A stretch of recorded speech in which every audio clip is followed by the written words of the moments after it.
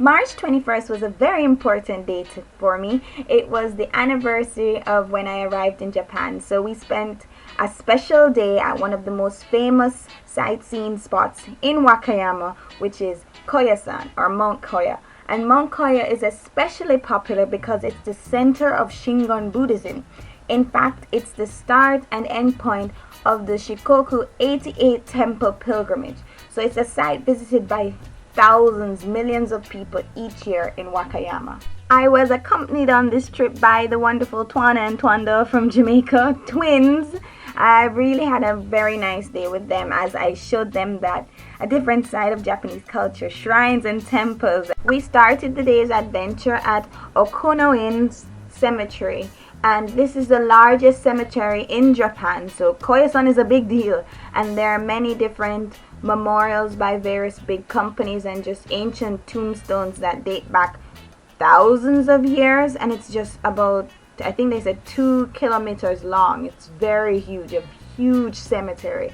And Okuno-in is the site of the mausoleum of Kododashi, or also called Kukai, and he was the founder of Shingon Buddhism. So he was one of the most revered persons in religious history of Japan. So it's a very, very sacred place, very sacred and beautiful. All the ancient tombstones covered in what's that called again, moss, and just the trees, the nature. Koyasan is by far one of the most gorgeous places I've visited in Japan so far. The nature really got me, and just the fact that these tombstones and these memorials and this history is so strong at this site. Many visitors to Koyasan opt to stay at a Buddhist temple. This is Shōjō-shin, and it's one of the oldest temples on Mount Koyasan. You can stay there overnight at the guest house and eat monk meals, which are usually vegetarian meals, and also stroll through the cemetery at night. It's a great experience enjoyed by most, but not me. I'm not gonna do that. Now, coming from the direction of Okuno-in's cemetery or mausoleum, we came at the back entrance of one of the main sites of Koyasan, which is Daigaran. Daigaran has served as the focal point of the study, training, and rituals of Shingon Buddhist monks from the 9th century to the present day. So this is where the founder, Kobo Daishi, established somewhere where they could meditate far away from worldly distractions in the peaceful, picturesque surrounding areas of Mount Koya. Here is the central piece of Daigaran, Konpon Daito, and it's a beautiful towering pagoda which is a symbol of Shingon Buddhism. It's absolutely gorgeous. You can pay admission fee to go in and see deities inside. This is the Great Bell of Koyasan, and it's rung 5 times a day, and we were lucky. We were there just in time to hear it being rung at 1 p.m. So you'll get to hear a clip right here.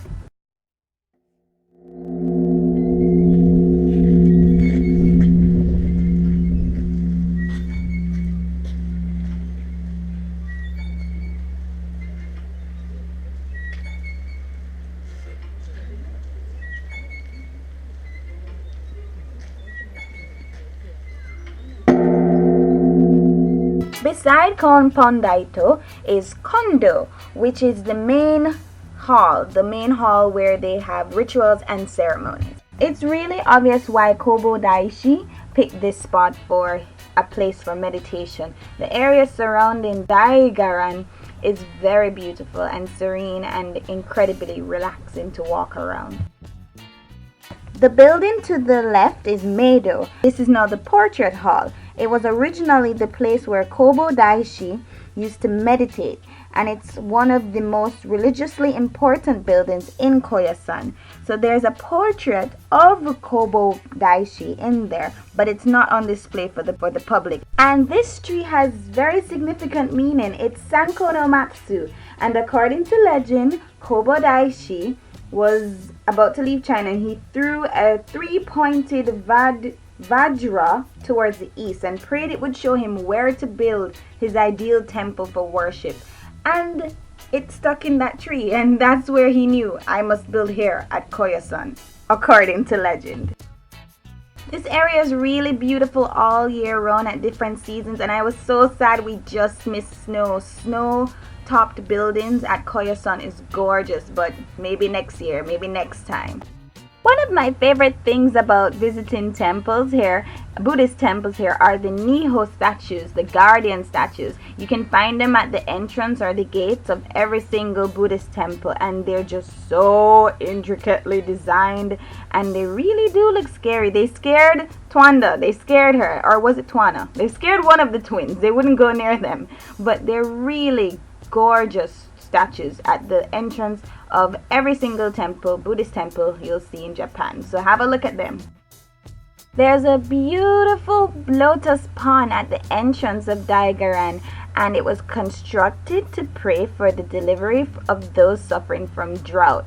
So if you have a country full of drought, you need to go there and pray. I wish I had, because every year Jamaica suffers from drought. But it's a gorgeous pond. Everything in Koyasan is gorgeous, and the bridge was amazing. I don't know, I get a little too excited when I visit places in Japan because it always takes my breath away.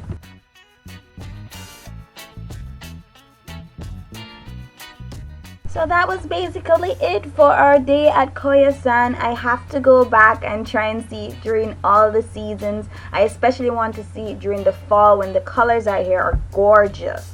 We originally got a ride to Koyasan, so to get back home we decided to take the cable car and then the JR line. This was our first time taking a cable car, and it was kind of scary because it's vertical. It felt like we were going to fall, but it turned out to be a fun 5-minute ride down the very steep hill.